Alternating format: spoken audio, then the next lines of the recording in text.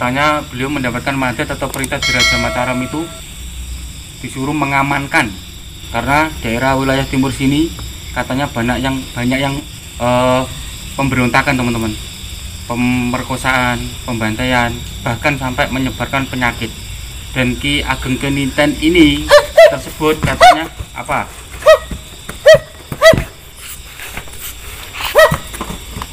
Kamu bisa tenang apa gak? Saya di sini mencari informasi. Kalau kamu nggak bisa tenang, saya gantikan kamu. Saya gantikan informasi ini.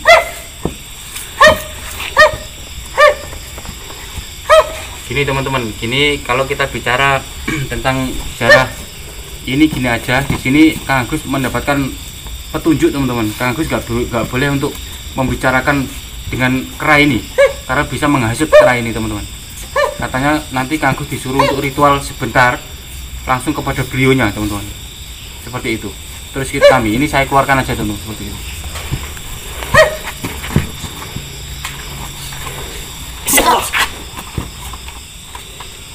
Oh ya teman-teman, Mbah ngapunten nggih. Kula tak suwan den dap nggih. Tapi komunikasi. Oh mboten napa-napa Mbah, ten mriki mawon.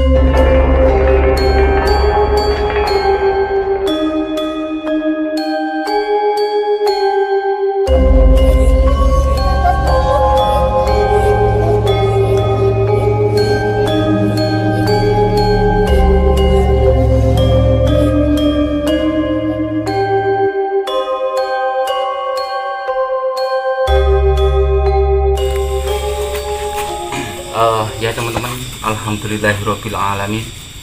Kang Agus mendapatkan petunjuk di sini. Tadi Kang Agus sempat yang pertama kali nggak bisa untuk ajak komunikasi, ternyata beliau nggak mau teman-teman, dimasukkan mediasi nggak mau, seperti itu yang pertama kali. Dan yang kedua kali seperti kera tadi itu sulit untuk ditanggulangi, dan menceritakan sesuatu itu sulit teman-teman, karena Kang Agus belum selesai cerita. Dia selalu begitu. Daripada membuang waktu teman-teman, Kang Agus terpaksa mengeluarkan. Dan sini Kang Agus akan mencari petunjuk langsung. Sekarang dia langsung dibimbing oleh beliau. Yang pertama kali tadi nggak mau untuk di mediumisasi seperti itu. Di sini nyuwun sewu ya Mbak. Saya mau cerita dulu Mbak ya, biar warga masyarakat sana tahu, biar tidak simpang siur seperti itu. Ya teman-teman, memang benar yang dikatakan kera tadi. Dulu namanya Ki Ageng Keninten tersebut itu memang utusan dari kerajaan Mataram teman-teman, diutus untuk keamanan daerah wilayah timur tersebut, seperti itu teman-teman. Dan beliau terus berjalan sangat jauh sekali dari kerajaan Mataram sampai ke sini, wilayah timur ini sangat jauh sekali teman-teman. Dan beliau di sini diutus tujuannya untuk keamanan daerah wilayah timur teman-teman, karena banyak pemberontakan seperti perampokan, pemerkosaan, bahkan sampai menyebarkan penyakit, wabah penyakit ya baik, seperti itu. Terus akhirnya beliau di sini itu sempat itu teman-teman menyamar juga.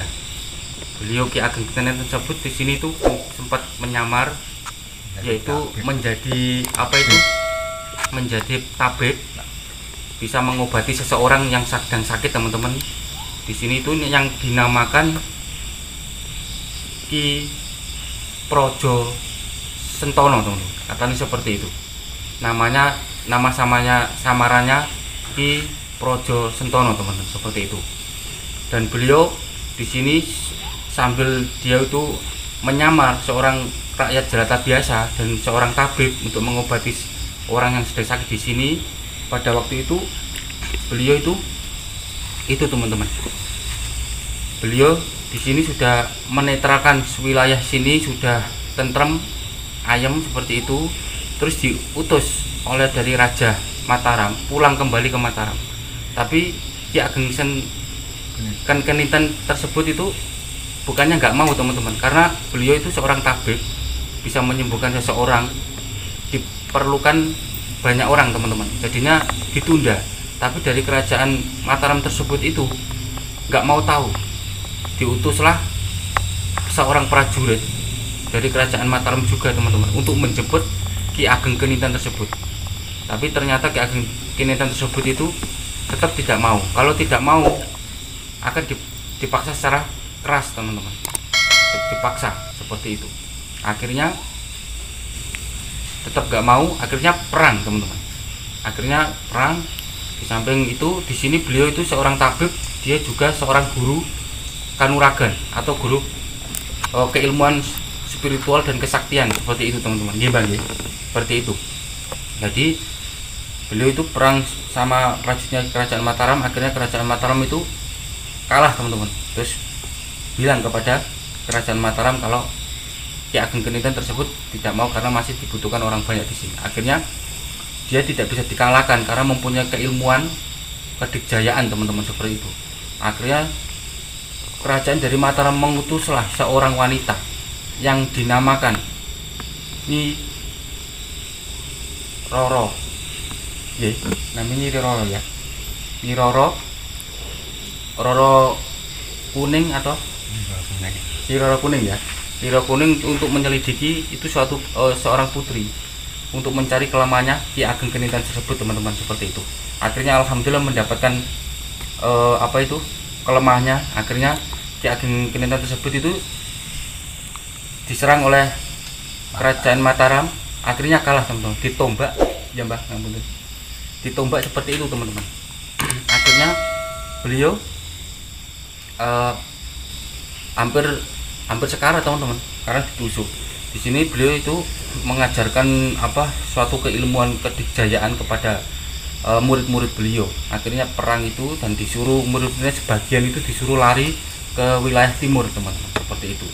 Akhirnya Ki Ageng Kenitan sebelum beliau itu wafat, beliau itu bicara sesuatu kepada muridnya, ibarat itu wasiat teman-teman seperti itu.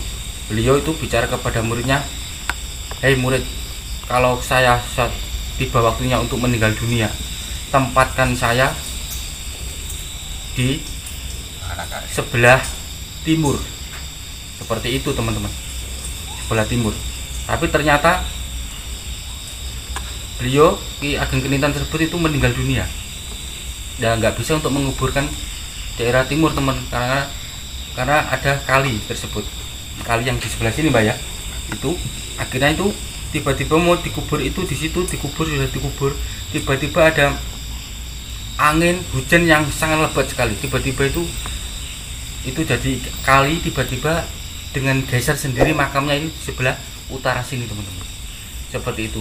Dan di situ murid-muridnya berjanji, saya akan menunggu, saya akan siang malam sampai kapanpun saya akan menungguin makamnya Mbah Ki Ageng Kenitan tersebut seperti itu. Atau daerah orang sini itu menyebutnya Mbah Karang Mangklung seperti itu teman-teman. Akhirnya murid-muridnya itu sebagian di sini itu makamnya beliau itu ada sebagian ada yang menjelma seorang kera, dan asli kera di sini juga ada teman-teman seperti itu. Itu murid-muridnya Mbah Ki Ageng Kenitan seperti itu, yang dulunya diberikan keilmuan kedikjayaan kesaktian seperti itu. Seperti itu teman-teman. Jadi di sini itu tidak buat pemujaan atau buat pesugihan, itu salah semua teman-teman. Karena yang secara goibianya ini, saya ini di belakang saya, kalau teman-teman tahu secara goibia di belakang saya beliau itu berada, dia mendikte saya, kali bilangnya seperti itu. Insya Allah seperti itu Mbak ya, apa yang saya katakan insya Allah benar ya Mbak ya, insya Allah seperti itu. Dan selain itu teman-teman, yang Kang Gus melihat di sini, beliau mengatakan gini, di sini itu ada batu teman-teman, namanya batu karang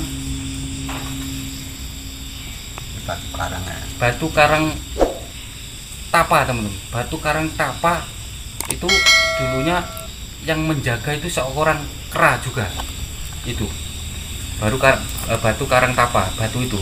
Dan batu itu tersebut itu di sini tidak ada teman-teman, nggak tahu kemana, nggak ada sekarang, nggak ada, sudah nggak ada. Seperti itu kata beliau, seperti itu. Batu itu dijaga seorang kera. Dan di sini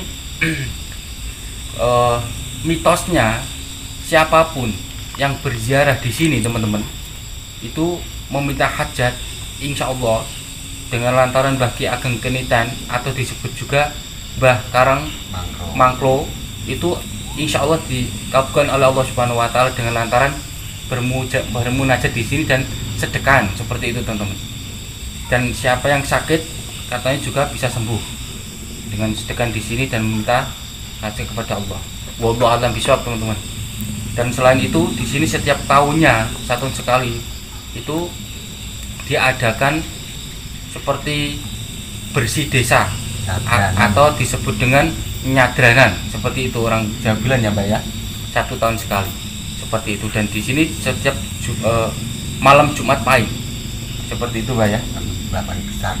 Malam Jumat paling besar seperti itu. Insyaallah laras nih Mbak ya. Insyaallah. Wallahu a'lam bishawab teman-teman. Apa yang saya katakan seperti itu sesuai dengan goibnya di sini. Kita kembalikan kepada Allah Subhanahu Wa Taala. Jadi kita orang awam biasa nggak tahu. Jadi di sini Kang Agus berusaha untuk meluruskan perkiraan manusia yang ditambah-tambah dan dikurang-kurangi seperti itu salah kaprah atau salah semuanya. Karena kebanyakan orang warga masyarakat katanya minta di sini dengan syarat sesajen apa itu minta pesugihan yang gini dan gitu nggih Bang nggih. Itu salah semuanya.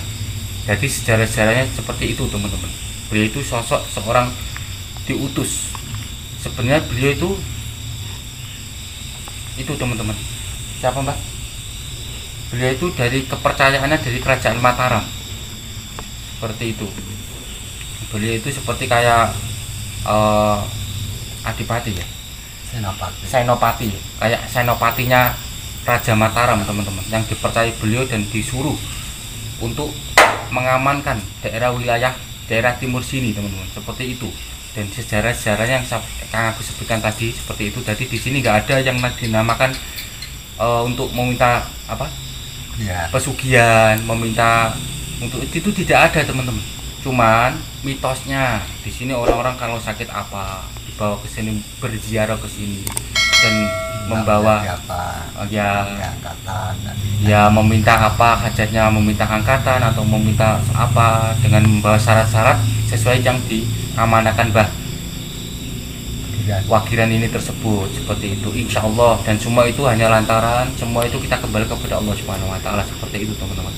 Jadi kita jangan langsung memvonis oh daerah situ itu buat pesugihan, daerah itu buat, jangan seperti itu dulu teman-teman. Kalau kita benar-benar tidak benar-benar mengetahui secara goibiyah dan sejarah-sejarah seperti itu, jadi kita jangan sampai salah, karena itu sejarah itu perlu kita tradisikan, perlu kita uri-uri seperti itu teman-teman. Jangan bukan ya tiang-tiang tidak mau. Alhamdulillahirabbil alamin teman-teman, kurang lebih seperti itu. Wallahu a'lam bishawab. Semua itu hanya Allah yang tahu. Di sini Kang Agus Al-Fakir hanya menyampaikan sesuai dengan apa yang Kang Agus tahu. Dan Mbah di sini juga matur suwun ya Mbah, matur suwun ya teman-teman. Kang Agus akan melukiskan sosok seorang yang membimbing Kang Agus ini dan sosok kera tersebut teman-teman, seperti itu. Terus ikut kami, jejak spiritual kami. Salam KBS TV Misteri. Assalamualaikum warahmatullahi wabarakatuh. Ya teman-teman, Kang Agus akan melukiskan sosok beliau yang membimbing Kang Agus tadi teman-teman.